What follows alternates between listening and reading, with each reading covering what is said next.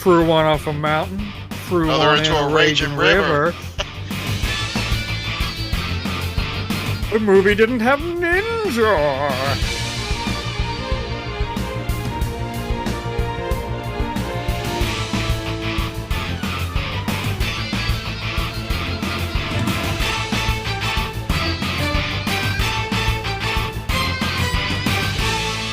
Welcome back once again, everybody, to the Ranger Nation conversation.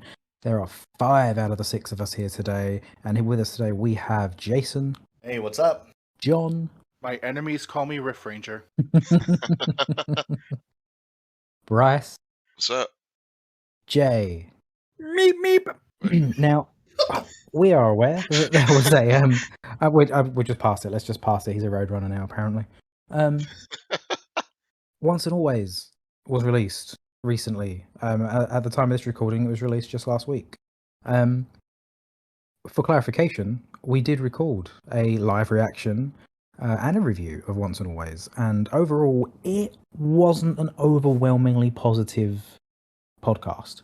And during the editing stages, it became quite clear that certain factors on social media meant that any criticism, or even just anything less than a glowing praise, was met with problematic behaviour and borderline harassment, to be honest.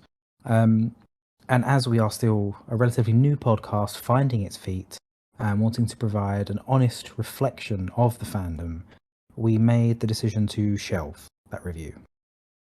We appreciate all of our listeners, and we truly want what's best for the franchise and its fans. But given how things have played out on Twitter and other platforms, unnecessarily involving founding members of said podcast, we may release this review at some point down the line. But as of right now, it will be shelved. Thank you, firstly. Please keep listening and supporting us. We really do appreciate it.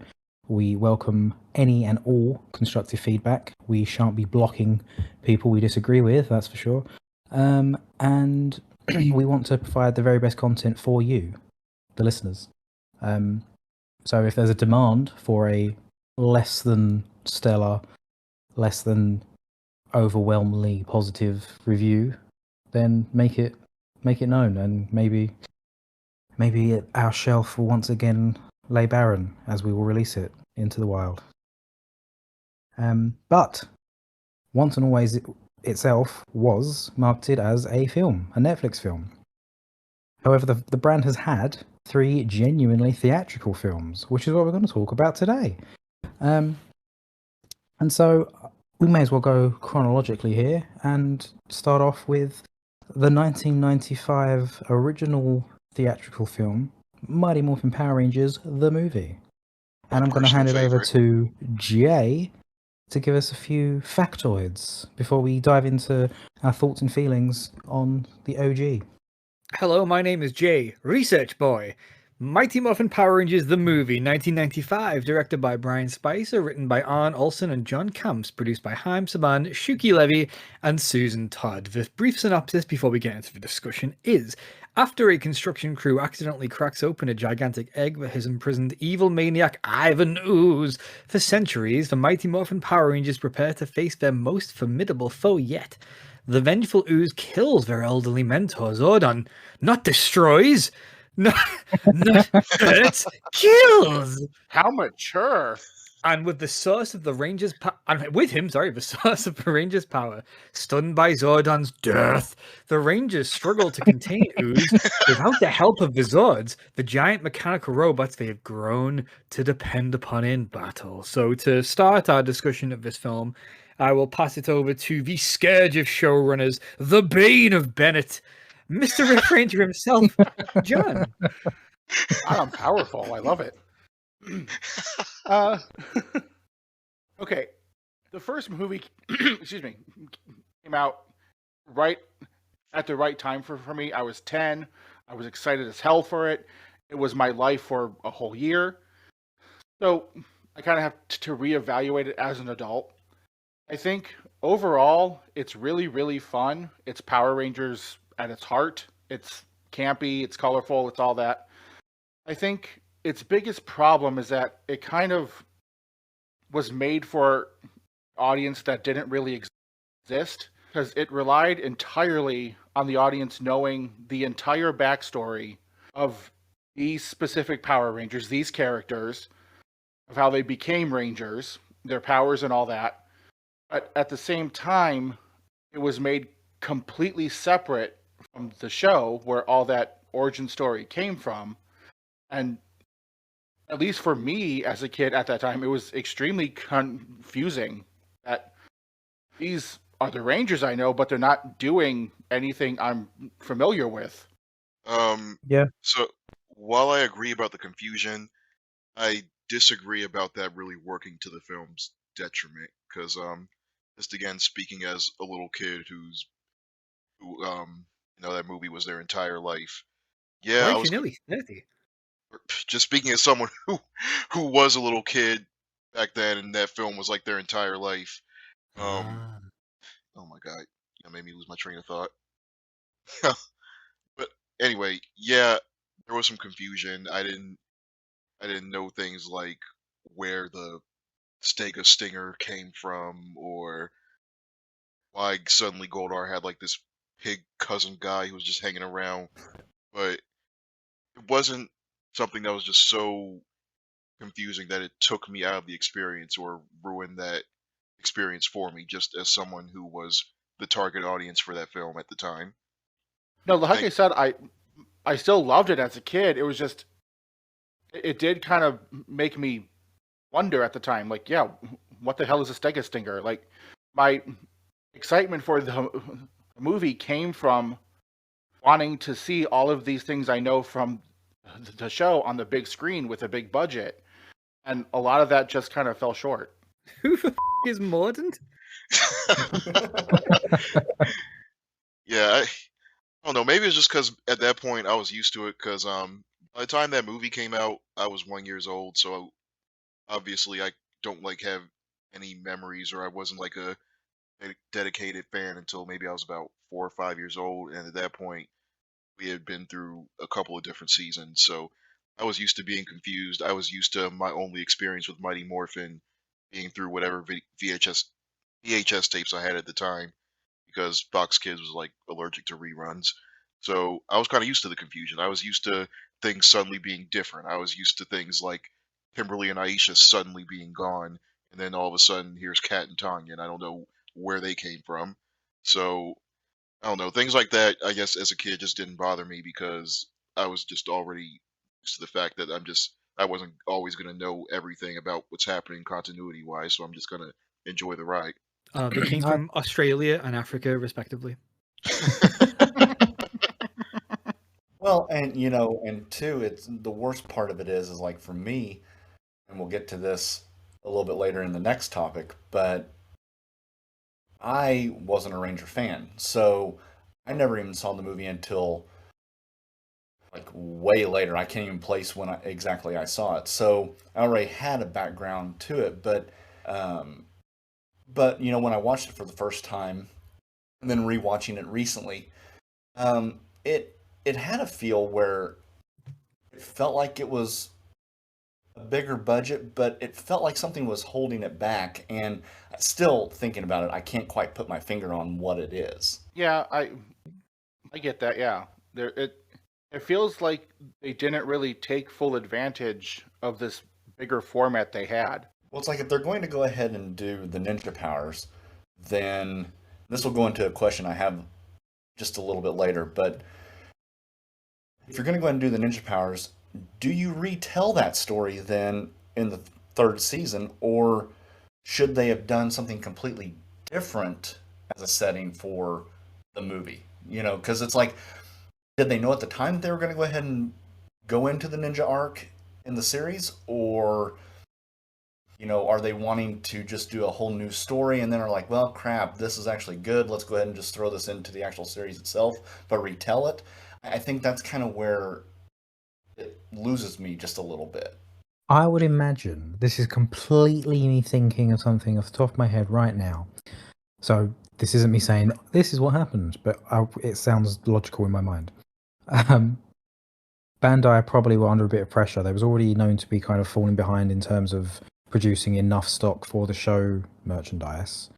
And so I would imagine they didn't want to have to make a whole new array of things for the movie when they could just be like, if you use what we're going to be using for the show, we can put it out in the movie packaging and then put it out in the TV packaging. That's actually pretty But then- good. Yeah. But then why make it so ugly in the movie? Because that seems to be a common trope now, anyway. Touche. Touche. You know, Foreshadowing our future discussion. part of me actually really wishes that they had just used the movie to explain like the ninja powers in season 3, because just overall, I thought that story was a lot better than the Ninja Quest. You know who I would have? Incorrect. Who I The would movie didn't have genuinely- ninja. Good. I was just about to say that. No, I was about to say, can you imagine Ninja having a little like banter battle with Ivan Ooze? Oh my god, that would have been brilliant. That would have been so funny. I would have loved that, yeah. But That was Jason just is a whole right. missed opportunity. But Jason is right, because it took me back out of the movie again retroactively when a few months later in season 3 we got the whole same story but very different. Like, oh, this is how they actually got those Zords? It was a lot for a 10-year-old. So See, I'm clear- actually more in line with Bryce because so when the film actually came out, I would have been 2, but I didn't see it at the cinema. But I don't know how I even got it. I just had always, from my memory, I always had a copy of the video. Yep. And so I've watched it so many times. I also couldn't really find Mighty Morphin TV videos around. There weren't so many from there weren't, memory. was there? No, I think I agree with you. I think every 90s kid in the UK probably had, even if they only kind of like liked Power Rangers on the periphery, they had that movie on VHS. Yeah. They maybe didn't have the show, it was more so of a movie, yeah. 100%, yeah. The TV show rarely got, I think, video releases outside of the very original ones, which I once found really, really cheap somewhere, and I didn't get it. I was just quite surprised that it was even in existence over here. But yeah, so that was my knowledge of the Mighty Morphin ones was the movie. So I didn't have that kind of disconnect on how it was different on the show until finally, I think it would have been Fox Kids over here as well who did start airing the older stuff. Or it might have been actually when it got to Jetix. I can't remember now. yeah, it was But, it was when Disney got the franchise that they stopped being so like afraid to air older episodes. Like I hadn't seen a single episode of season 3 or Zeo until Disney brought the brand. when was it for us, Jay? Can you remember? Because like, I honestly can't, because I'm trying to work out how old I would have been when I first saw it, and I actually don't know if I saw the movie, before Ninja Quest, or if I saw Ninja Quest after it. But I think it was pretty like similar time frame. I definitely had some of the toys from the movie, and some. I don't know if you might be. I think I was 4 when the movie came out. And I vividly remember having these little small toys that you get in like Kellogg's Frosties. yes, with their hands on their hips. Yeah, and you'd Yes. basically open the bag of Frosties, and then you'd pour them into your bowl, and every now and then, there's a Power Ranger in the bowl. Or if you were like me, you just dig your grimy little hand into that bag and like crush all the Frosties. And so like someone tried to get some cereal, they can't. There's crumbs, but there was a Power Ranger figure in there which I'd rescue. So it was kind of, I feel like I had a pretty big collection of them, more than anything else. But yeah, I seem to remember being a little bit perturbed because I'd definitely seen some of season 1 by that point. So when the movie came out, I was like, I don't know who these people are. Where is Jason and Zach? What's happening right now? And then I just kind of thought, maybe, I don't know if I'd even picked up that we called them different names. So I just thought, maybe we just got different actors or something. Yeah. And then when it cuts to the command center and then you see like an exterior shot of a command center, which isn't quite right. It's like the command center from this crazy fisheye lens, and you're like, whoa, this is trippy. And then it goes inside, and you're like, whoa, okay, no, what is this? You get like, Why is it so white? yeah, like white. super bright, but still kind of like weirdly condensed and small. It doesn't have this big vast feel to it or anything like that. Alpha looked somehow cheaper than the TV show. And then freaking jump scare Zordon appears, big old white face, looking like Skeletor from the Masters of the Universe film, but with skin. It was my so God, he did. strange. Oh, it was really off-putting as a little kid because I was like, yeah, I probably started crying in the cinema. I don't know, but it was unusual. I remember thinking, oh, this is strange and unusual. I feel like I got to grips with it afterwards, but yeah, it was my first introduction to kind of like, oh, this isn't quite what I was expecting it to be. It messed me up too when they showed that Zordon was just like a dude in the tube. Yeah. Oh yeah. Bald old man. Raisin Zordon. And suddenly he's laying there dying like E.T. Oh man. Well, with a completely different voice too, because like when he Right, talks, yeah. he's like, yeah, Rangers. And then when he's very like, Rangers, help me. I'm dying. That Avenues got in here and he was talking about the Brady Bunch for some reason. Help me. It was really jarring. Can we just appreciate how Ivan Ooze is portrayed? I mean, Yes. I mean, Paul my Freeman God. was fantastic. You He want felt like somebody to ham it up. There you go. He felt like a prototype for Lothor. Yes, yeah. Mhm. When I rewatched it this week, I thought that exact same thing. Yeah. I mean, even based on those comments, I feel like everyone's going to have a very similar answer here. But speed round, what's your favorite element of the '95 film? Just what if you had to pick one thing as your favorite part of it? It can be a character, it can be a moment, it can be a scene, it can be anything. Let's start with Bryce. Just the overall vibe. Like, it just felt like Power Rangers on a bigger scale, and that's kind of why, even though the 2017 movie's technically better, this one will always be my favorite one. Pass it over to someone. I'm gonna pass it to Jay. Okay, so this is strange, but when the Tengu talks, the Tengu are talking to Ivan Ooze, and he's giving them an update on what they happen to do on like the planet, whatever the planet was called, where they go.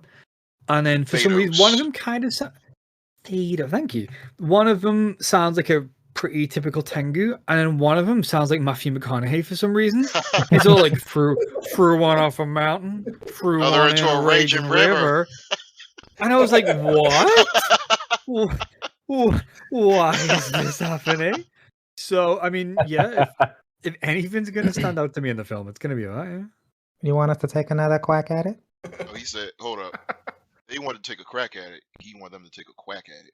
And then he kills them dead. There's also a bit when they're talking about the brainwashing all the parents to like leap to the doom. And then I just remember getting like, leap to our doom. And then Morden's like, yeah, leap to your doom. And for some reason, that sticks with me too. So, yeah. And if you watch the movie, like, none of the people are actually saying leap to their doom. Like, none of their mouths are moving, so it's just all ADR. Maybe they were saying leap to our death, and then they thought, oh no, you can't say that in Power Rangers. No, jeez. Well, no, I mean, that was actually something in the movie quite a bit where you could definitely tell if there were some mouth flaps and things like that were not lining up to dialogue that was in the movie. I haven't noticed that. So on that note, I'm going to pass this over to Jason. Oh, yay. I think pretty much anything with Ivan, I that's going to be my standpoint on it, because there's a lot of other things I can get kind of nitpicky about. Like, I like the suits, but I don't like the helmets. I like this, but I don't like that. I think for clear performance-wise, great from point A to point B throughout the entire movie, it's definitely Ivan. That's got to take the cake for me. Oh yeah, like seriously answer. That's the serious answer to the question. Yeah. And double agreed on those helmets because Kim's was rough. Pass it over to someone. Oh, I'm going to pass it over to John. With the huge disclaimer that the graphics are terrible, I genuinely love the Zord fight. Yep. I just think that's how you do a big budget Zord fight, just not animated that way. Or designed that way. But the action itself was great. Breaking news, John has now been blocked by Brian Spicer. I like that it wasn't just it wasn't just the Megazord. Like they gave the individual Zords time to Yeah. shine too. Mike's the only one left. I am. I forgot. I was waiting. I didn't realize. Yeah, I'd agree with Jason myself. I think for me, anything Ivan's just draws me to that film. He, as a kid, I found him funny, but I also found him scary. Like, especially when he first says, when Lord Zed's like, do you recognize the name Zordon of Eltar? And he's just, ah, he's like, oh, damn, as a kid. One thing, So yeah, no, I think he was perfectly cast, perfectly performed. And I think I remember in recent interviews they did for the Blu-ray release, so they had Paul Freeman interviewing about it. So it's nice to know that he still kind of doesn't shy away from the fact that he played it. He's happy to still kind of acknowledge that, which is, I think, nice for the actor of that level. Really, it just shows that it's when the brand cared to a degree because they bothered to write a legitimately interesting character. that's I still think it's how it's how you do cheesy without being necessarily childish or stupid. It was cheesy but serious threat. He was a good villain. Yeah. He was a great villain. I think he was. When people think about iconic villains, and obviously people are going to think of like Rita and Lord Zed mainly, and kind of maybe no one else other than that. But I think Ivan Ooze is kind of in that conversation too. Maybe because the movie had probably quite a lot of notoriety, as well as because it was kind of the only other thing called Mighty Morphin at the time. But I think he's almost as iconic as those two. I'd say so I would say because so. Yeah. remember many years ago now when X-Men Apocalypse came out, I was just about and to. everyone I was said, about to say. said Oscar Isaac looked like Yeah. looked Ivan Ooze. So Well, I He was did going have to an say impact. when I was saying Paul Freeman still embraces the fact he played that role. I was going to say, contrary to Oscar Isaac, who doesn't embrace the fact that he played Ivan Ooze in 2016's X-Men Apocalypse. to be fair though, Oscar Isaac did go on to play a better Marvel character that's worth talking about a lot more. Yes, but this isn't Marvel Nation podcast. We've been Well, I'm through this. just saying that might be why he doesn't talk about Apocalypse as much. He got a better chance. Speaking of Apocalypse, that almost happened at the end of the Turbo movie, when Divatox managed to bring out Malagor from the pits of... What was the name of the pits? Or was it just the pits of something? Hell. Hellfire! So yes. Malagor, not at In the all Dark Turbo. Spectre. No. Don't confuse the two, you see. One Completely different characters. One is a giant floating person in space, apparently. And the other one is only like 8 foot tall. I But yes, do love the that. Turbo Sorry. movie. No, sorry, I was just going to introduce the Turbo movie. So yeah, Turbo, a Power Rangers movie. They've Released- gone for a title. That's sorry, yeah, go on. I was just I'm gonna going to talk do about the title. Released in 1997, directed by David Winning and Shuki Levy, written by Shel Danielson and Shuki Levy, produced by Jonathan Zaka, and presumably Shuki Levy tried to take credit for that too, because God knows he liked to take credit for other people's work as much as he could. The synopsis of the film is also quite brief. The TV heroes return for a sequel. And is it really a sequel? Not at all. Chasing No. a vicious villainess named Divatox. Can they rescue the kindly wizard Lerigo from her clutches before he's thrown into a volcano? That's kind of on the nose. That wasn't even what they Synopsis, wanted to do really. with them. I mean, that's the synopsis is, there's not much else to say about the movie really for me. So I'll pass this over to. Oh no, Mike. I was just going to say, but on what you said on the synopsis there, it's very interesting. So the title obviously they've gone with is to make it sound cool. It's Turbo, a Power Rangers movie. But also, wasn't one of the original titles called Power Rangers Race to the Volcano? Yes. Yep. I remember that. Which I think sounds pretty shit, so I can see why they got rid of it. It sounds like a video game. It does sound like a video game. That sounds even less than that. It sounds like one of those like flash games that you would see on foxkids.com. Yeah. To me, I'm going to be controversial to start this off. It sounds like what the film actually was. It sounds like Race to the Volcano Part 1, Race to the Volcano Part 2, and Race to the Volcano Part 3, because this was essentially a 3 or 4 part like FTV episode Are you telling me that you think Turbo Power Rangers movie, if released today on Netflix as a mini series, it would be well received? Nicely played. I thought we were trying to avoid controversy with this particular one. I mean, God knows I've probably said stuff already, so it's fine. It's that to be fair, that's an interesting point because when I did rewatch this week, I kept thinking to myself, there's an awful lot in common of this more than anything else with Once and Always in kind of like the structure and how it's laid out and stuff. But, we can discuss that further on because I don't have much else to say about this. So I'll pass it on to someone who was actually introduced to the franchise of this film, Jason. Yep, that's where I got my start with Power Rangers. So, And you stuck with it, which is And somehow you're fascinating to still me. here. you know, okay, I'm going to be the odd one out here. I actually love the Turbo movie, and watching it again Same. just this week,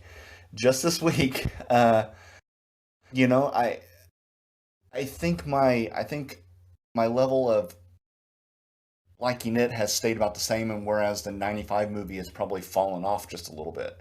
To me, I don't know, because really and honestly, I didn't have a base point at that time of what Power Rangers was. So, just watching it, it kind of was like, okay, these guys are doing the martial arts stuff, everything like that. It was kind of starting to hit a few little boxes for me there. And I'm like, you know what, that's actually kind of interesting. So I check out the series, and of course, we were right at the end of Turbo and Into Space. So anyway, but as far as the movie goes, to me, it felt like a Power Rangers movie more than the '95 movie to me. Um, I'm not for sure if bridging the gap between Zeo and the Turbo by doing it as a movie was the best scenario for it. But I think as far as what it actually is, the '95 movie kind of feels more like trying something different and not really for sure exactly what we're doing. We know it's Power Rangers, but something about this doesn't feel Power Rangers. It feels like, oh, we're trying to go a little more mature, or we're trying to do something a little bit more hammy, more cheesy. Whereas Turbo, a Power Rangers movie, felt like Power Rangers. It felt just like you were watching the series, but it felt a little bit more larger budget than the actual show itself. But it didn't quite alienate itself like I think the '95 movie perhaps did. I can agree with that. I do think that it it was a better call for them to make this canon to the TV show, unlike the '95 movie, and using it to kind of just bridge that gap between Zeo and Turbo. Even if I do think that was done really, really sloppy, like to the point where we're not even given a reason for why suddenly the Zeo powers are just unusable. Mm-hmm. But as a concept, I think it was a really good idea. I feel like it almost kind of felt like that's something they wanted to do with the original movie, but didn't. So they're going to do it with the second movie. Well, I think that was also more Fox not really wanting to put forth any money for it. There's that too, and yet it still seemed like the show, but like on a higher budget. Yeah, I think if you evaluate it as that, if you just see it as like the biggest budget season premiere ever, it it is really good. It's a very good, very long episode of a show, and it works that way. It's not a movie though. No, but If I can add a quick addendum as well, I'd just like to point out that the music in Turbo, a Power Rangers movie, was also by Shuki Levy. So catering. But okay. Catering, let me check. That was by a Mr. Shuki Levy. Okay, but here's the thing. Okay, so let's look at Turbo and let's look at Once and Always. Not getting into a debate here about it, but from the standpoint of Turbo, kind of, because somebody already made the analogy of it's like Once and Always and kind of the feel and kind of the setup of it and stuff. And I agree with that. And that was one of the things when rewatching it was, does it hit the beats better? And actually, as far as between Once and Always and Turbo, I think the Turbo movie is a better lore holder of the show. I mean, you bring back in Jason and Kim. They're Jason and Kim. Yeah. That's certainly something that Once and Always didn't do. But yes, exactly. But the thing is, you have the music, and that you can pick out those songs. You know what those songs are. You may not like the songs, but you know which ones they are. And There's hope for the world. Hope for the world. There's hope for the world. But anyway, hope for it goes shut on up. forever. I unironically love that soundtrack. Fight me. I like it too. Look, I'm sorry. Well, you can a big thank you to Shuki Levy.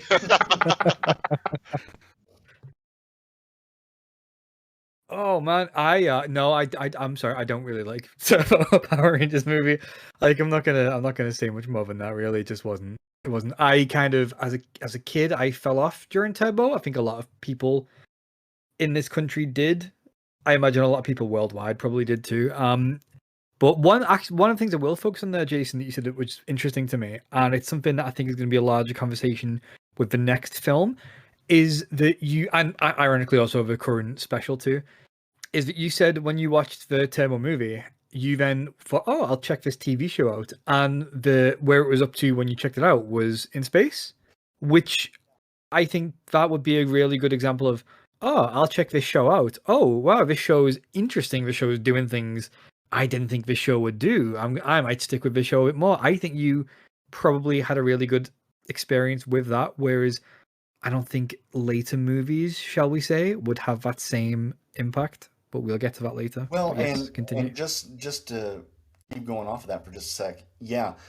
At that time, though, Fox Kids was rerunning the new TurboCast, so TJ's crew, and they would only restart it at Stitch Witchery whenever they were brought in, and to right up into the episode before Chase into Space Part 1 or whatever it was, and so they were replaying those episodes. And here's where not having any prior knowledge to Power Rangers kind of screwed me up a little bit. Was I thought that the movie cast was just a movie cast with this. With the kid being, just kind of a held over for some odd reason. I had no idea that they had switched cast. So my surprise was coming into Turbo and they're replaying it, and all of a sudden I've got TJ and Cassie and Ashley and Carlos and then Justin. I'm like, where did these people come from? And so I didn't quite get that until I started doing a lot more research. But yeah, but I think I did come into it at a prime area to drop right into Power Rangers. Yeah. Yeah, I think that's an interesting point. I was also in the same boat where I didn't think that they just completely had a different cast for the movie just because Turbo wasn't my first experience to Power Rangers. But I had no idea that TJ, Ashley, and all of them were the Turbo Rangers. I thought they made their debut in Space. Again, because Fox Kids wasn't good with the whole rerun things, so they really weren't. I hadn't seen a lot of Turbo aside from the movie up until, again, Disney, the godsends that they are, who were so ashamed of the franchise. There was one standout point for me in the Turbo movie. As a kid, it always made me uncomfortable, and it's when they think they're rescuing Jason and Kim from the boats and they dump the mannequins, I'm guessing, or off the boat. The mannequins looked really strange, and for a kid, the longest time I genuinely thought that they were just dead bodies, and they're like, oh, it's not them, and so they just didn't care. Because they don't look like mannequins. They're not acting like the way the bodies move. they're not moving like mannequins. They move like actual bodies, and You it's thought the like Rangers just that's a little dump some too corpses in the water? 'Cause oh, they're not who we're looking for. 100%. That's what I was like as a kid. I was just like, what? Why? These are creepy. What's this bit? I've never fully understood it until way, way, way down the line, and I happened to rewatch it. I was like, oh, that's what's happening here. They're not dumping bodies in the water. Ah. You must have been there as a kid thinking, wow, this is the most mature Power Rangers is going to be until Once and Always. Until 10 minutes later when it's no longer. But yeah. So that was one of the standout moments for me. Speaking of maturity there as well, because one of the things that people have, been praising Once and Always for is, the subject matter is quite mature.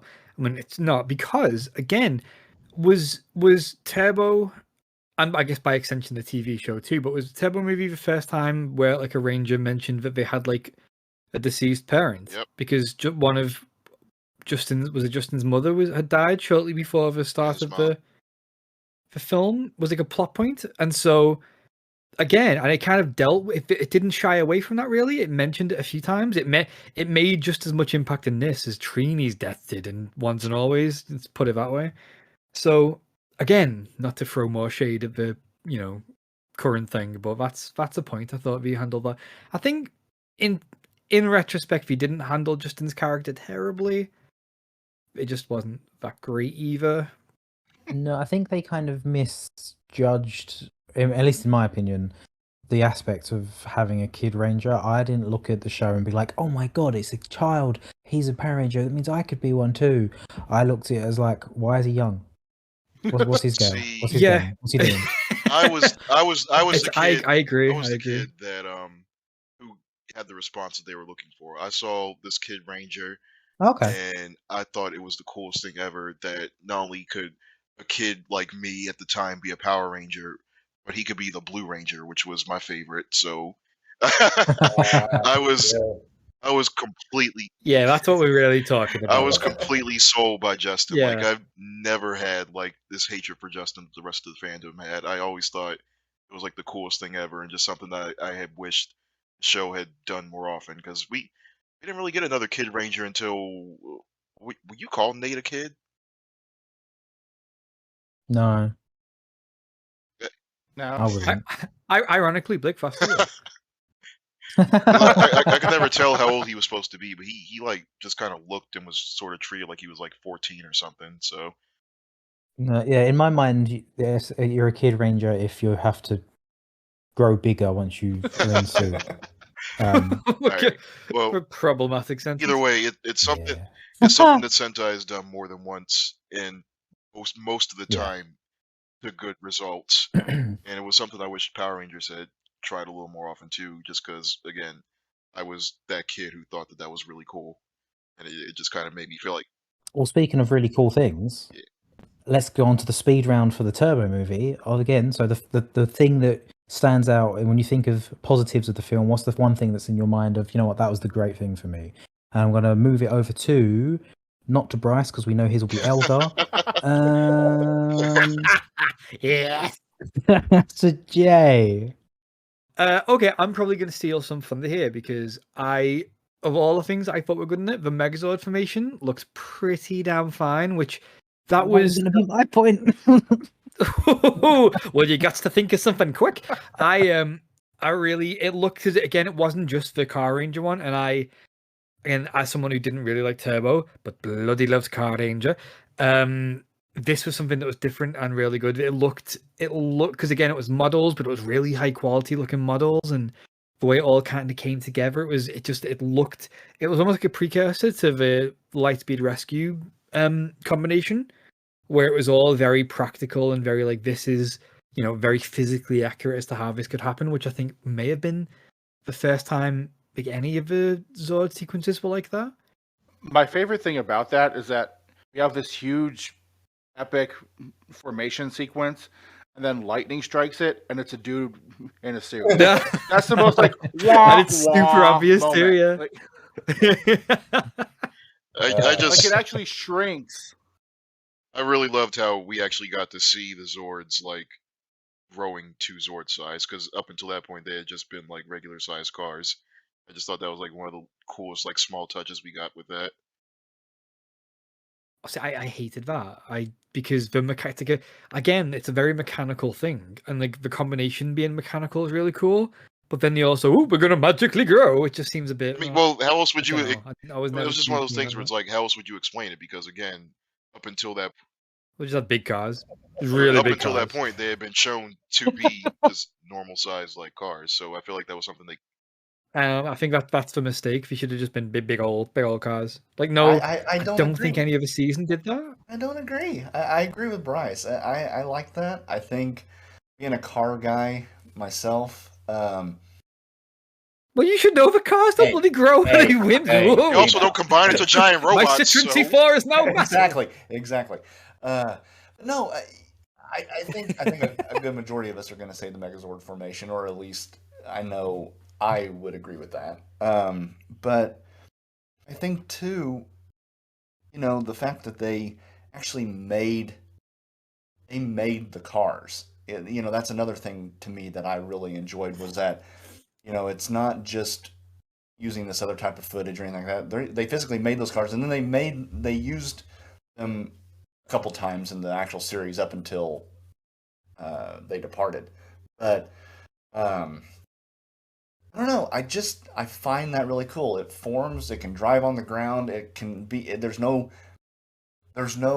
magical, let's break it apart into 20 different pieces and form it all together. It's very, very mechanical on how it transforms, and I absolutely love that. I just wish there wasn't so much show don't tell in regards to how Shit, don't mention that again. in regards to like how the Turbo Megazord or the Turbo Zords in general and the powers came to be. Because yeah, like you said, is it implied or is it outright said that they made those powers themselves? Zordon says these was powers that you're dialogue. creating, so Yeah. or Zords that you're Which is- creating or something. I don't remember that, but when he said it, I was like, oh, it's kind of strange. But anyway, this is all just my point. I need to pass it on to I was somebody. going to say, Come this on. speed round has turned into Speed round has become a long round, a slow Yes. round, if you will. So yeah, no one else can talk about the Zords now. Sorry to disappoint. I'm gonna pass this over to Michael. Ooh. I'm going to talk about the Zords. Ooh, what was that? It's because I heard Michael. That was kind of like, there's a moment in the film towards the end where, in the big fight scene, probably shortly after, where like Austin St. John's incredible ad lib of "No, I'm the one with the muscles and the power," which he was clearly saying to Jason as he was trying to murder Jason David Franco over a pit of fire. Where like Kimberly just goes, "Ow," like that, and I was like, "What the hell was that?" Like, it's this weird cartoon sound effect which he makes. I don't know where it came from or why it happened. It's so bizarre. But please, Mike, continue. So if I was able to have said the Megazord formation, as I was planning to say, one of my points would have also been there's just the sound design in that sequence as well. You're hearing all the fans and like the machinery kind of making the movements, and it was really, really well done. Yeah, And it sounds big. It sounds like it's an epic scale machinery that's kind very of much so. putting Yeah. itself together. So it's not just like they've again used the show sounds for that. And I think that's another nice touch, like you said. But if I have to think of a secondary point, Rocky breaking his back? No. It's the most he ever does. As a kid, I liked the Piranhatrons, but were they Piranhatrons in this? Not really. They were people. Kinda? The suits were different, Yeah. As a kid, I liked them just because they were different to the show. Still a little confused by them, but I liked them. You've thrown me off with the speed round. Not so speedy now. No, Are we? we're not. What was something that was good? This is harder than I thought because my main point. I was like, yeah, I'll talk about the Megazord. Yeah. Well, you said the sound design of a Megazord. You elaborated on the good point. We'll have to maybe go with that. Because there's not much else good in Turbo Power Rangers. Well, no, like I again, it's as a kid, I liked watching it. Not as much as I liked watching the '95 one, mind you, but I still liked watching it. I liked the little backpacks they had. comes with a cup for water. Let's go with that. It's always good to stay Okay, hydrated. I got some. Even if you're next to a waterfall. There you go. I'm going to pass it over to John. I think we're all missing a big one, Divatox. Thank you. That was going to be mine. I was Oh, gonna sorry. Yours was Elgar, you shush. But I honestly think Divatox is the best U.S. original villain after Lord Zed. And even Lord Zed has an asterisk because he kind of got neutered. But again, just like Ivan Ooze, it's just that's how you do camp without being stupid. She was campy, but she was fun and she was evil. And she worked phenomenally. And was just, in general, just a legitimate threat to the Rangers to the point where, like, again, she's the only villain who, as the very second she found out where their base was, she did something about it. That's not in the movie, though. I will It's say not in the that. movie. I'm just saying. In the movie, she's not much of a threat at all. She's kind of a little bit pathetic. She's fun, but you know, in the movie, she's just kind of she's what she is. The little phone call to Rita and Dead. That's funny. Yeah. Oh, that is good actually. I enjoyed that. But no, like that's no disrespect to the character because I'm aware that it's a fictional children's show. I'm not too bothered about like the fictional accomplishments of said characters. It's more so in the performance and how like they're portrayed. And I think in that regard, is it Hilary Shepherd Turner is the movie Divatox? The vastly superior Divatox? I really didn't. I didn't She's see a big difference between either of them. You're insane. You're a lunatic. Imagine a really animated, like fun, kind of villain, and then imagine a really subdued, like villain, and that's how I describe the difference between the two Divatoxes. One is vastly better. I will say that. I think Carol Hoyt did a good job filling in. Hoyt? It wasn't a jarring difference for me. As a child, it wasn't, but as I got older and I rewatched, yeah, it's more noticeable now. Of course, oh my god, that's it. Yeah, no, it was crazy different. It was like in I don't know, was it season 6 or 7 of Friends when it came back from like the season finale of the last one, and it was the same night. And Matthew Perry had literally had half of his body weight sucked out of him, and then he talked like a completely different person. It was that level of jarring for me. So, I guess past this, just kill the conversation. Pass it on to Jason now. Thanks, Matthew Perry. Leave Keanu Reeves alone. What did he ever do to you? Oh god. So me? Okay.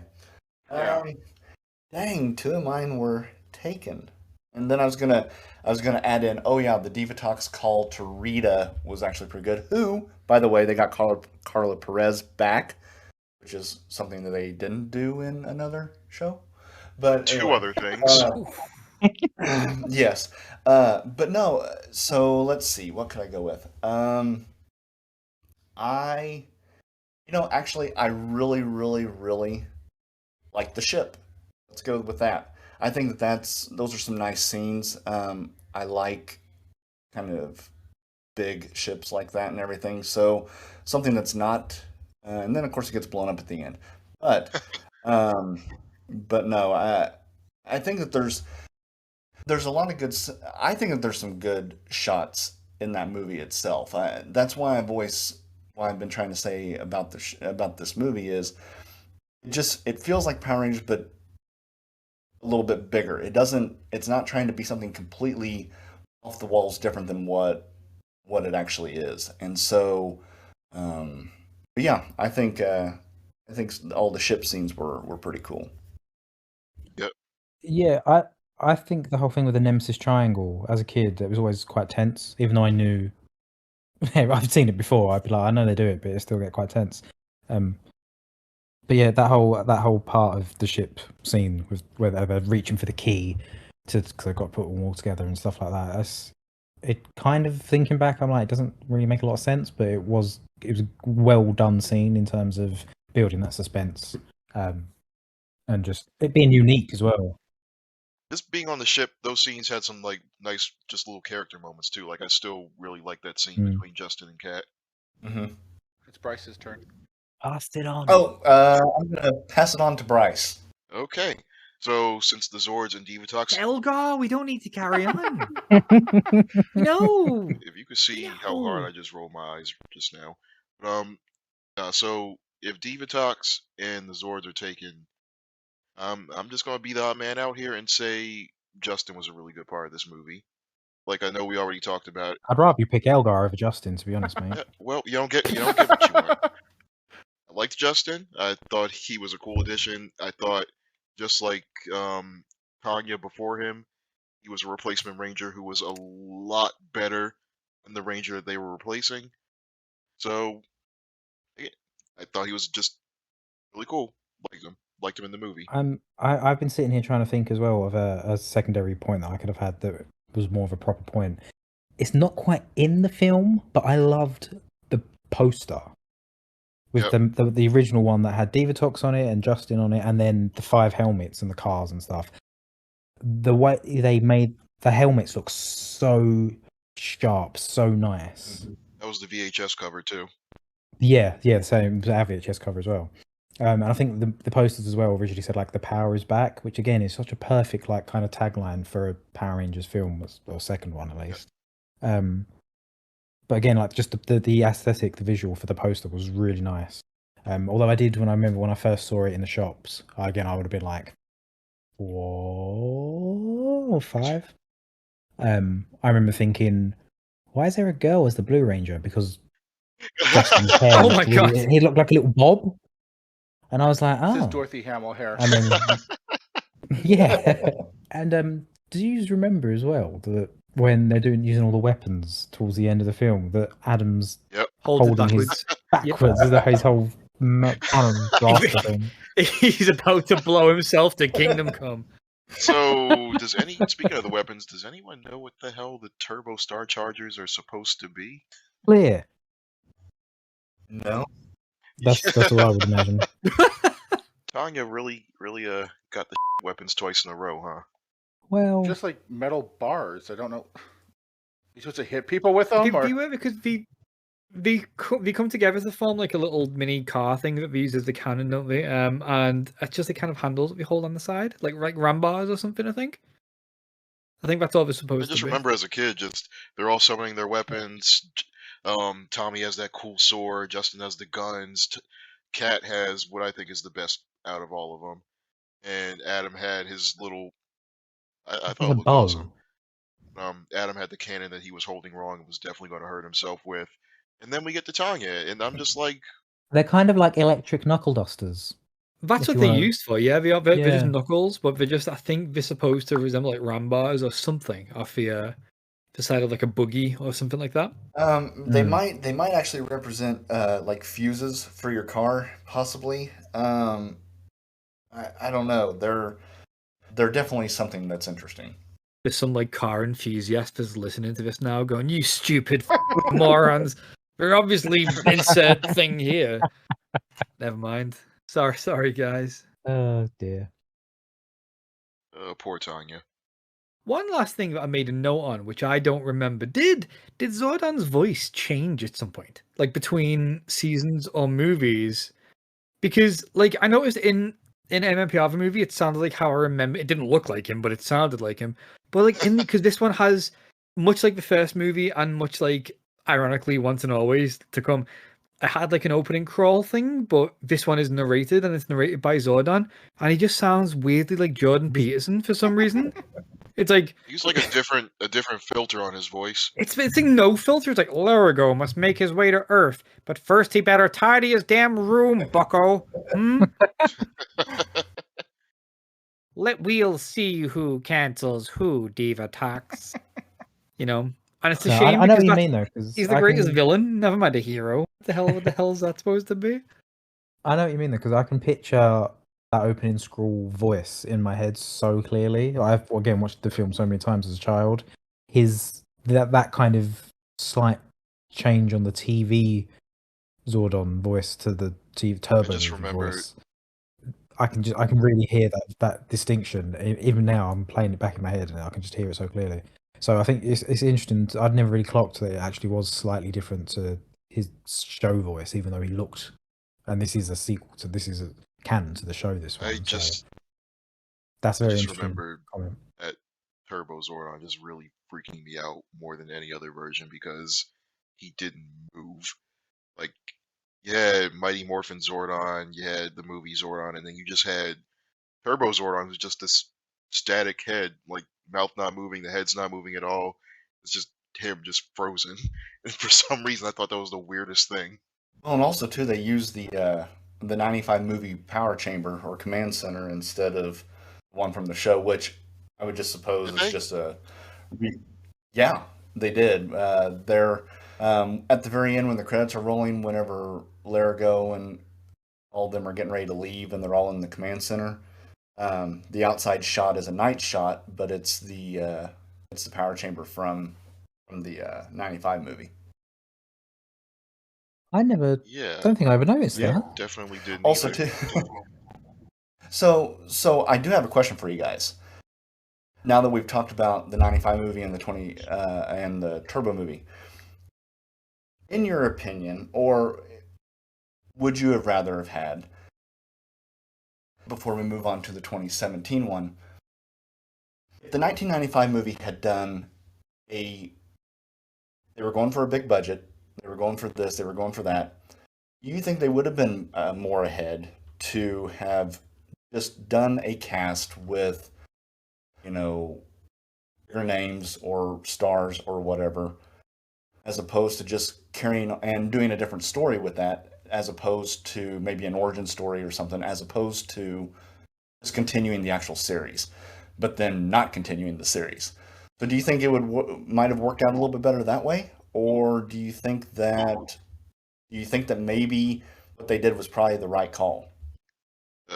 I don't think it would have worked out financially, because I think they really needed the iconography of the show to bring in the audience, and even then it didn't bring in that much of an audience. So I don't think doing a completely new origin story with a new cast and would have pulled in enough people. Not if it was aimed at the same Right, audience. Yeah, I was going to use the direct comparison, which I think, Jason, knowing you and knowing what you like, it might be tied to this. I was thinking of a comparison between the Turtles cartoon and then the original Turtles movies, and how they were like completely different, completely like different story, different origin, all that kind of stuff. But I think the major distinction there was one was an animation, one was live action, whereas this was both live action. So it's actually a really interesting question, because I think the main thing it'd have to be was it'd have to been aimed at a different audience, and I don't think a different audience would have been accepting of it at the time. Not at that time, no. Because it's hard to say if even would be now based on what we've just had. But yeah, I think had they had like say bigger names or like more like established actors in those roles, because in a lot of ways it really was like different characters. Like it was the same actors playing them, but we didn't really not all the characters. It's a complaint I've got about the 1995 movie is the characters are all literally replaceable. Like there's no distinction between Billy and Adam and Rocky and Aisha. Like it's all the same character. The only two that really feel somewhat distinct are Tommy on account of being the leader, and Kimberly on account of being in a relationship with Tommy. That's kind of it. That's really the only characterization that's in that film. It's kind of Just dependent on the fact for this one movie, Kim just turned into Cat. what why she wasn't from Australia. I mean, just her main thing just being Tommy's girlfriend. She did shout Tommy an awful lot, so there is that in common. Of course, Billy Yeah, I don't backflipped know. like It's 542 times, so oh my god. Oh I my told god. you, that David was Ghost some of just that wanted was, everyone to remember he's a gymnast too. it was like in the suit as well. Like I know we've moved on from that film, but yeah, some of the suit acting in that film is like ridiculous, even for like this franchise's standards of ridiculous suit acting. It was way over the top. It would have been faster if he just walked. I think it was Bryce that brought it up that he just backflipped when Aisha got slammed against the wall, and he just backflips, spins, and then holds his arm out to her. It's like, yeah, no, I pointed it out when I watched it. It was ridiculous. And it's like, because it's like this really like fancy spin too. He just spins on the spot like Michael Jackson, and all of a sudden he's in this like leant down position with his arm out. It's like the choreography of that's impressive, but it's like that's not how anyone would move in this situation. But it's, you know, it is what it is. We're talking about a film which had like, you know, the Stego Stinger and the Terror Whip or whatever it was. So who? Pterodactyl Thunder Whip. Oh, This of is the thing course. with the There we go. 95. Gotta love it. This is the thing with the 95 movie that just to go back to it real quick is why I think it doesn't quite know what it wants to be, because the flipping, okay, aside from that, it's very, very done very well, okay? I mean, it looks good. Then you get the ridiculousness of Tommy flipping like 62 times in place before he lands. Yes, he What did. the hell was that? Okay. Tommy completed more rotations in the flip than Trini did before she did. Do not edit that out. Don't be. That I'm so sorry. was I'm great. so sorry. Oh man. Oh, speaking of retellings of the Mighty Morphin Power Rangers, I'm giving it to segue us out of this one, Mike, please. Well, all I was going to say was I also remember the corkscrew kick, and as a kid, I always wanted to do that. And I'm fairly certain my dad once said to me that if you try hard enough, you could. Oh, he was setting you up. And I always remember thinking I'll be able to do it one day, but no, I can't, because you know Physics. it's not fucking real. Thanks, Mike's dad, for basically breaking your son's heart. But yeah, they should do more obscene things like that in the show, like the corkscrew kick. I think actually, because it's so absurd. It's pure. That's Power Rangers at its core, really. Corkscrew kick. Jesus Christ. Yeah, I'm not sure how to segue out of there. I had a few moments earlier on. I was like, "Oh, here's a good way of segueing," and then everyone carried on talking. I'm like, "Well, that gone. Okay." So let's just move on. 2017, we saw another Power Rangers film. This is a good 20 years after the Turbo Exactly movie. 20 years, yes. Yeah, and no one seemed to give a shit about that at the time, did they? Well, yeah. Tell us about tell us the facts. So, Jay? 2017's Power Rangers, or Saban's Power Rangers at one point, I think it was known as, was directed by Dean Israelite, written by a whole bunch of people, but the screenplay was by John Gatins, I'm not too sure how to pronounce that. And the music was by Shuki Levy. No, it wasn't. It was by Brian Tyler this time, which is why it was good. We have a synopsis. The synopsis is: 5 ordinary teens must become something extraordinary when they learn that their small town of Angel Grove and the world is on the verge of being obliterated by an alien threat. Chosen by destiny, our heroes quickly discover they are the only ones who can save the planet. But to do so, they will have to overcome their real-life issues, and before it's too late, band together as the Power Rangers. And I think the emphasis there is overcoming their real-life issues, because that is 95% of the film, unfortunately.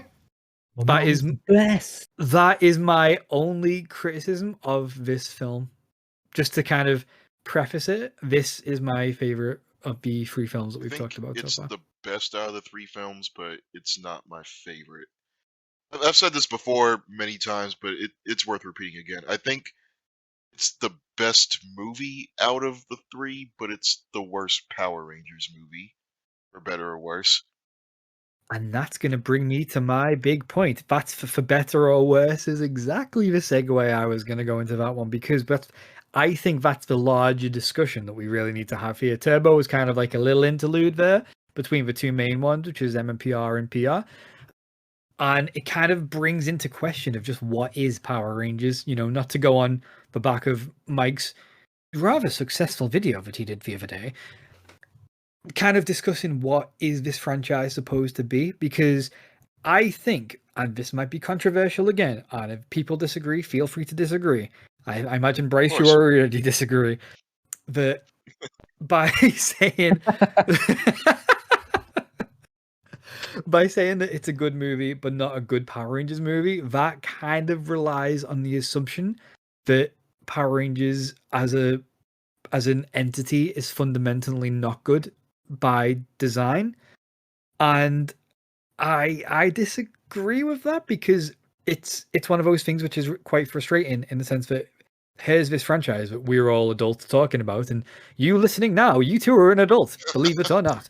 And it's kind of like there's so many franchises like Ninja Turtles, which we've just talked about before, or Transformers, MCU and DC, like all of these things that were once one thing that then became something else.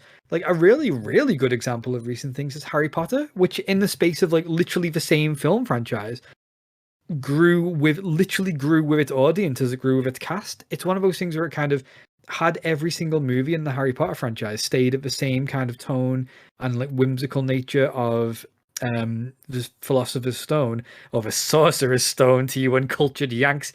Would it have been as successful had it got to, like, say, Deathly Hallows and it was the exact same kind of like kiddie nature thing as that? And I don't think it would have been. And it's the same thing here. It's like, why is Power Rangers like the only franchise of its ilk which clings to this, like, you know, immature, juvenile audience and quality, and when it tries to do something of a higher level, it's kind of almost treated, mostly by the fans, it's worth pointing out sometimes, it's like, oh no, you can't do this, don't do this isn't the way, kind of thing. See, like that is my you're point. laboring So under the delusion that my issue was maturity when I talk about how it wasn't a good Power Rangers movie. I think in terms of like the overall tone and like just how it did feel like a more mature story as opposed to what we normally get from this franchise, I think it did that perfectly. But I just think that just the feeling in general, it didn't feel like Power Rangers to me. I just wasn't getting the vibe from it as much as I was getting it from, say, that Max Landis script that leaked based off of his original pitch for the movie. I thought it wasn't necessarily good, but I thought that it did feel a lot more like I was watching a more, I guess, like a PG-13. Oh god, I started choking. That's what happens. what the hell was that? That's What what the hell happens when was I that? compliment Max Landis. Um, nah, but accusing me of delusion, and then you like choke up your innards. What the hell is this? That was me with my little Bryce Voodoo doll, just poking him in the throat. Like, take yeah, this. but Take no. this, you Overall, son my of a bitch. problem wasn't the maturity of the movie. I thought that's what it did really well. I would love to have more Power Rangers productions that are like that, but I think it was still missing that overall. I don't want to say campiness because it did kind of have that with the whole Krispy Kreme thing, but just something about it most of the time didn't feel like I was watching Power Rangers. Something about just the overall vibe of the movie was off to me. Vibe. But see, that's what I'm saying. I think to me, if that vibe has to be just, again, what we've seen, and I'm not saying this is you saying this, I'm saying this is like a general thing that we've seen, especially this past week, and we've all seen it. This idea that in the reviews that Power Rangers has to be cheap and it has to be like overly campy, because I think some level of camp is necessary. I agree with you, but it can only be these things. It can only have really bad visual effects, and it can only have like this like really like just juvenile approach to mature subjects. Like, I don't know. I think what this film was missing, and probably the Was the only Power thing Rangers? was the Power Rangers. That's it. Like and it sounds silly, and it's tricky because I'd argue that the plot of the film and the moral like compass of the entire film is dependent on the way the story played out in of itself, but at the cost of, and again, it would have been remedied had they had a sequel with way more action in. Yeah.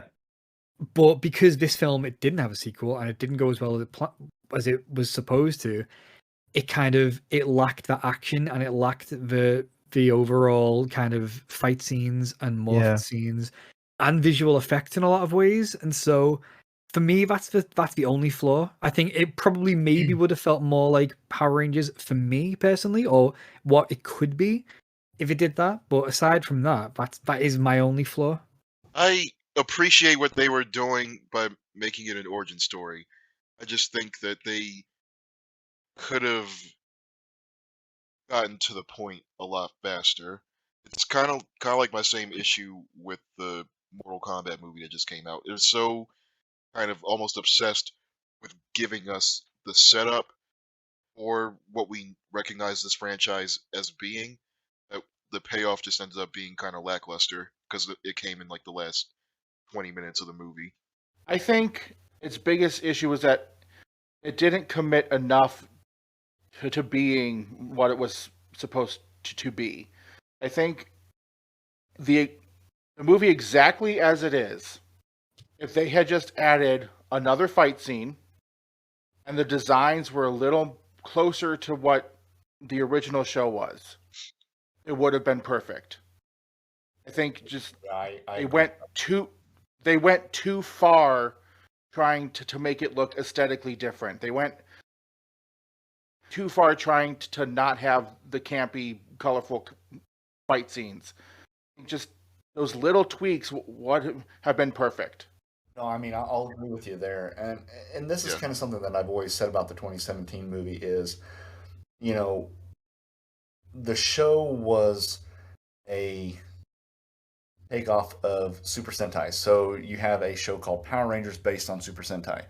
I view the movie as a Power Rangers movie based on Power Rangers. So Right. Bingo. That's a perfect. Yes, perfect so description. while they still keep some visual cues or some things like, okay, these are the dinosaurs, these are this is that, it's leading into something more of what I feel is what a Power Ranger is versus keeping them so niched into their area. For me, like the Megazord sequence, I get it. I totally get what people have with that. I'm actually okay with them kind of morphing into something else a little bit because the to me it feels like the show or this movie is going to be more organic. Things are going to transpire a little bit differently. They're going to adapt and take control of other things as things go on if we were to get more movies. So it's not just saying, okay, this is Mighty Morphin, this is Zeo, this is Turbo. It's strictly, hey, these are the Power Rangers, and the powers will morph into something different as they need it. So it kind of feels like this is what Power Rangers is, just slightly throwing some nods back to where it originally came from. Yeah. I think that's a really good description of it. Yeah, I agree. I think something I will say as well, and this is going to be maybe an unusual take, is that I'm not saying that the suit designs themselves are perfect or it's how I would have done it. It's certainly not how I would have done it. I think people can quite easily go and find how I would have done it. But in terms of the overall aesthetic of the entire movie, it's the most consistent in the entire franchise because especially with it being like adaptations of Sentai, where they'll pick and choose things here and there, and like God knows there's going to be a season this year where they're going to pick and choose whatever they want, and nothing's going to gel like aesthetically, visually. It's gonna be one of the most jarring things that we've ever seen in the franchise. But like everything, like you just said, Jason, was organic. Like literally, I think that was probably like the goal that they're going for. So like the ship, Zordon's ship looked organic. Like Alpha 5 himself looked organic. The suits were organic. The Zords were organic. Everything was kind of like the same, like really matching, really well thought out aesthetic that really, really gelled quite well together. And I think if you didn't like the look of that, unfortunately, you weren't going to like the look of the entire film. And I think that probably did affect a lot of people. Well, and the suits too kind of have kind of that 95 mentality a little bit of the suit portions. I think look really, really good. The helmets not so much, and Yeah, I agree with I that. I think they're a little too far removed from what they should have been. Aside from probably Jason's, I think it's the one that probably looks the most evolved out of the others. The other ones you really can't tell what they are. Um, but the yeah, I agree. It's one of those things that if you didn't like what this was going to look like, then you're probably not going to like the rest of the movie. Yeah, agreed. See, I loved like the overall aesthetics of the movie, except for two things: Goldar and the Megazord. I thought aside from that, everything else like did like an almost perfect job at basically reinventing Mighty Morphin. Say almost perfect because we did get a perfect recreation, and that's what Jay ended up making later on. Oh, thank you, Bryce.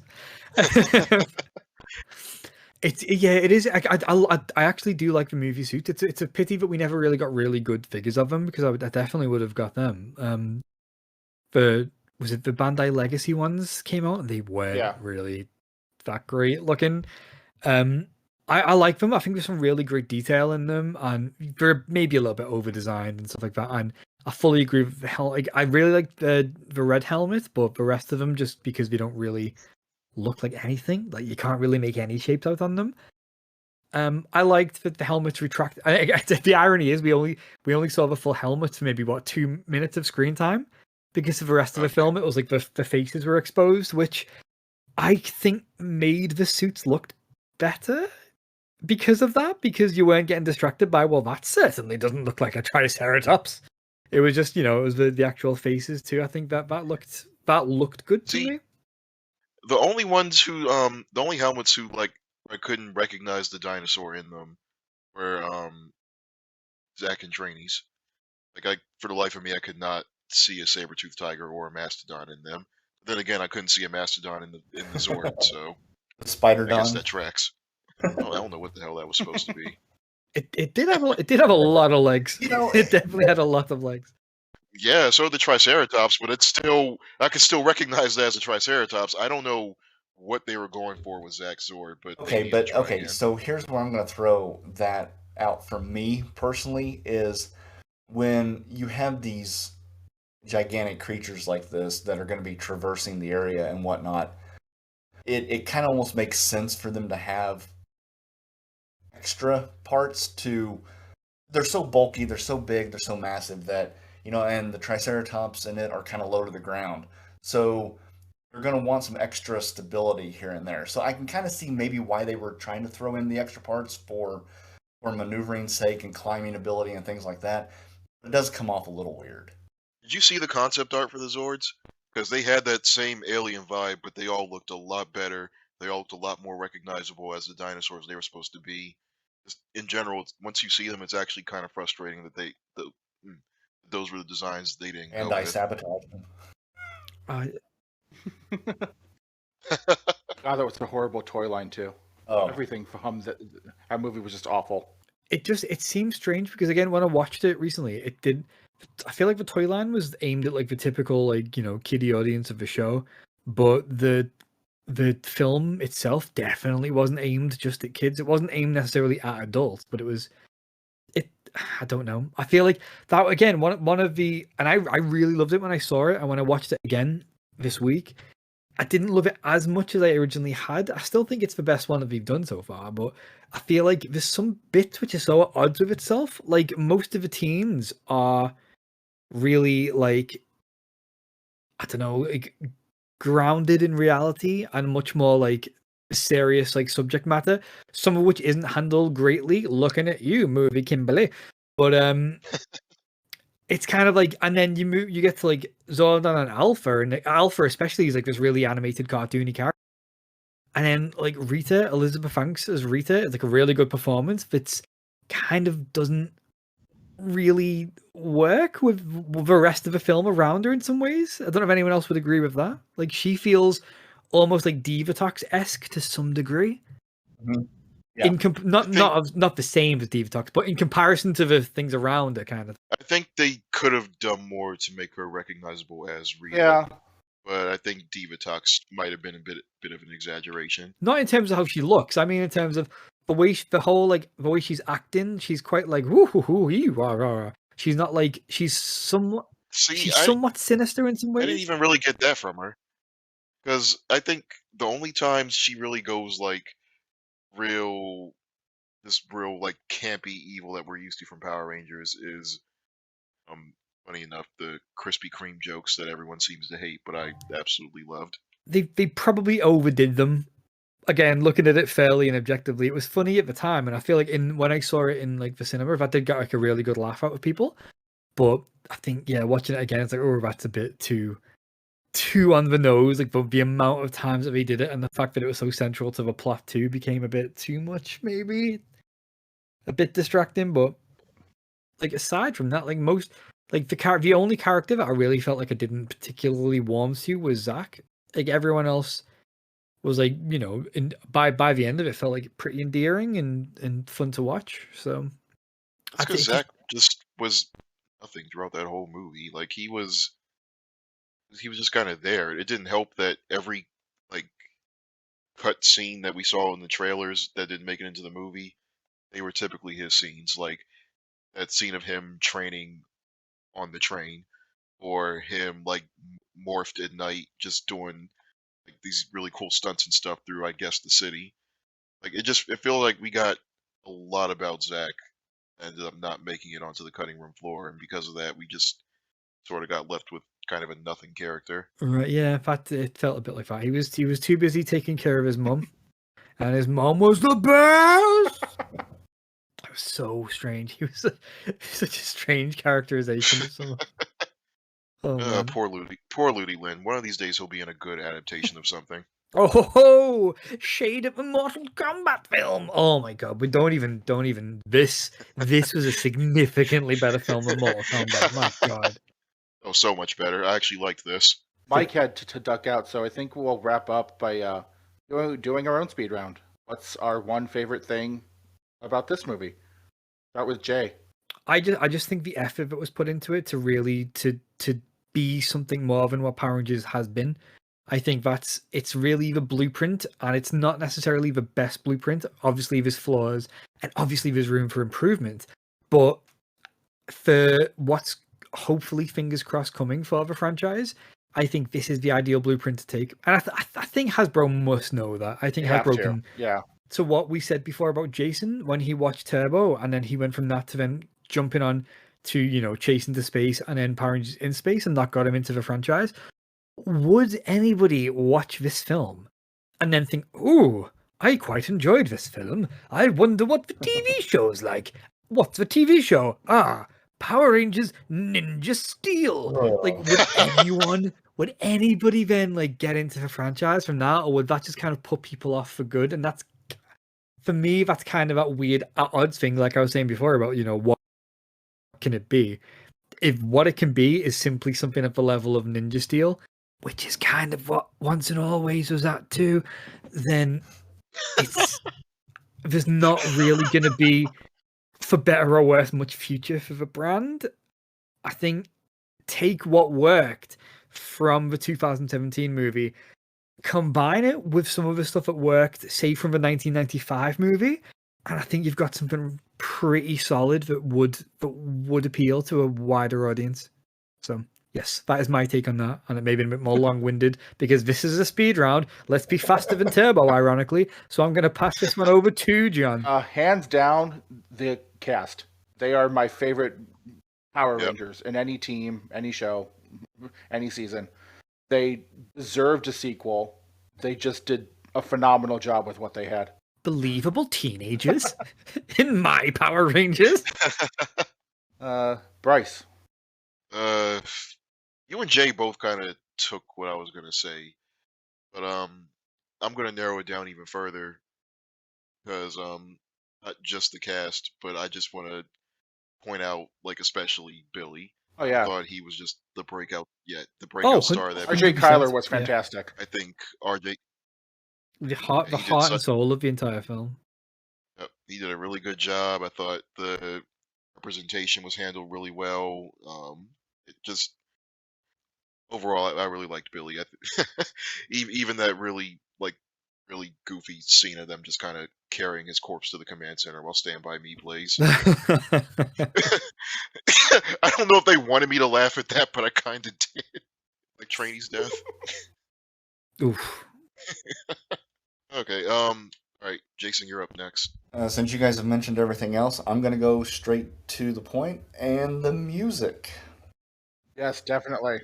I mean, you know, for the most part, Brian Tyler's scores for anything that he does, I mean, you know it's him immediately, but at the same time, he has a interesting way of just injecting this feeling into his music. And, where, like Once and Always, I cannot remember, aside from the theme song, a piece of music from that, but I can pull out a tune from a 2017 movie like it's nothing. So Oh yeah. the scene of them after they morph and they walk up and that song starts playing, it is just, that part still sends chills down my spine. When it cuts to black and the screen comes back up and it's them marching, that music hits. It's just fantastic. It works so well. That to me is like one of the most iconic scenes in the entire franchise, and it's from like a movie which a lot of people kind of shun almost, and it's like that it's just so well made. Like that to me, that scene, and it's again one of the issues with the film is the fact that they didn't morph earlier on, and there's only one action scene, but that scene made that long wait so much more worth it because of the emotional resonance it had with the slow motion walk, the music, like the heroic, like this is the culmination of what they've been working for so long and what they've like had to sacrifice and stuff like that. It was so good. It's one of those things which would I trade that for more action scenes? And the answer is no. I wouldn't either. No, I would. That scene was so good. I would have, but I still definitely get significance behind it. I don't think it was worth only having one like on the ground morphed fight in the whole movie that was barely over a minute long. That's definitely that is one of the flaws, which actually leads into. I'm going to ask a quick question before we wrap up, but kind of similar to what Jason just did after the Turbo one. Would you guys have preferred, or would you think that this overall story, like for the most part, would have worked better less as a movie and more as like say an 8 to 10 episode limited series? Possibly. So you could take the same story, the same beats, but those things where it kind of missed out on, you could establish. So you could say early on when Billy did the first morph, and it was like very, very brief, and we only saw it briefly, and it didn't take away from that like emotional moment later on when they all did. But you could have had throughout, say, the first 6 episodes, so to say, like they all, maybe one of them in like a fight against like a thug in the street or something, defending someone, like say their arm morphs or like the leg morphs, and they kind of like they kind of, and they build to it more that way. So you could do that.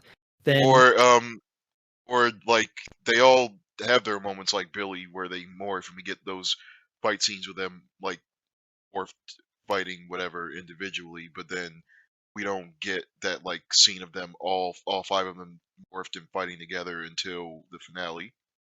Maybe, but my issue with that would be if they individually morph and fight, and we've already seen them morph and fight, it would take away from the overall. It's kind of like if they, like Billy did, where it was like he wasn't like a full morph necessarily, or it was kind of like he didn't mean to do it. It was kind of that thing that could have helped. And then again, if it was a series, you could have had then say episode 7 be a full, not a full episode of fight. That'd be a bit too much, but you'd have a lot longer fight. You could maybe have a couple of fights within that episode, and then build up to the Zord fight, and have the final episode be the Zord fight, kind of devoted to that itself. And that way, you maintain that similar like Power Rangers story arc, but it just gives everything a lot more time to breathe. Sorry. I think one thing too is, to go along with Jay's talking there, is we actually have that in the movie, except it got cut. So, you have Kim and Trini doing their little deal in the cafe, and their arms are supposed to morph. And I think that is what we actually needed more from this movie, to just have those little glimpses of like, oh crap, they're working towards it, instead of it just being, just Billy just transforming and then that's it. So, but yeah, I think a miniseries would have worked out great. I don't think necessarily stretching it out even more would have helped with people's perception of it. I think the pacing of a series would have to be a little more exciting just to keep people interested for 7-8 episodes. I think if they had more time, it could have been, though. They could because they could have had, say, more like, say, again, one of the things that we could have had, which is a staple of a franchise, not according to some people, but according to anyone that actually knows the franchise, is unmorphed fights. And they could have probably done a few more of those. Like, we could have had, like, say, like unmorphed putty fights and stuff like that, like building up to the big scene. And then obviously, if you think of, say, there's 8 episodes, if you by episode 5 is the morph, you've still got 3 more episodes then of times that they can morph and they can fight, and it would stretch it out in a good way, because it'd be stretching it out to give more of the good stuff, which wouldn't break up the flow of a series as much as the film. Maybe, I don't know. That's my opinion. And the series probably would not have the budget as big, and less budget means less time wasted on the Zords. Maybe, I don't know. I think a lot of things, when you look at a lot of series now with the budgets they have, I think it could have worked. I think it could have. Because that was my main issue with this movie. We got, again, just a 1-minute fight scene of them as Power Rangers, and then the entire rest of the climax is just Zord stuff. I felt like they definitely would have been better off shaving some of that Zord time off. Maybe. I think the Zord. In fact, I'd say the Zord, of the amount of time on the Zords, was perfect.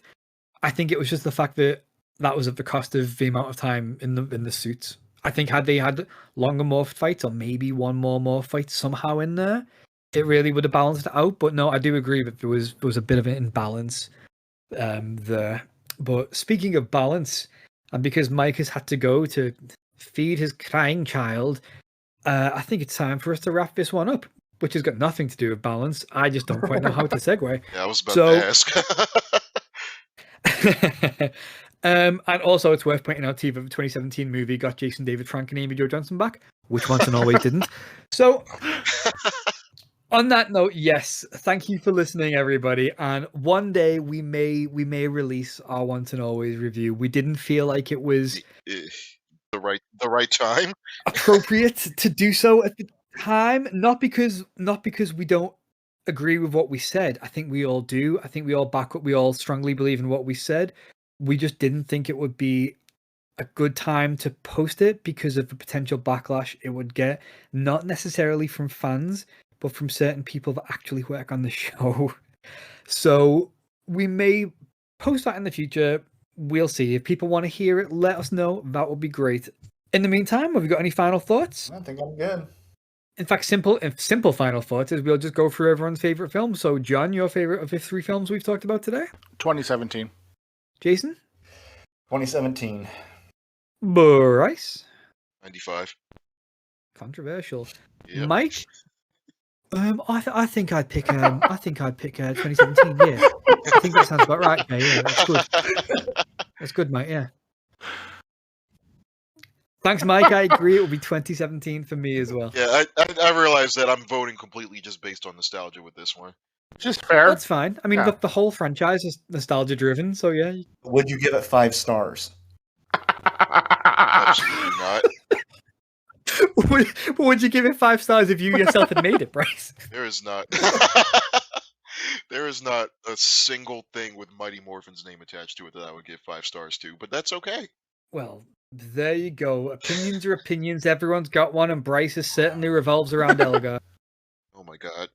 So until next time, any requests for episodes, any shout outs, anything of the sort, please comment on all our usuals. You can find us at Ranger Nation Pod on Twitter. You can find us on Spotify, a bunch of other places that do things, but I mean, it's mainly going to be Spotify, isn't it? Come on now, everybody. 2023, we know where you listen to podcasts. So, in the immortal words of Hasbro Power Rangers, stay tuned. Check out our YouTube channel. Oh, we didn't promote the YouTube channel. Oh, we'll do that next.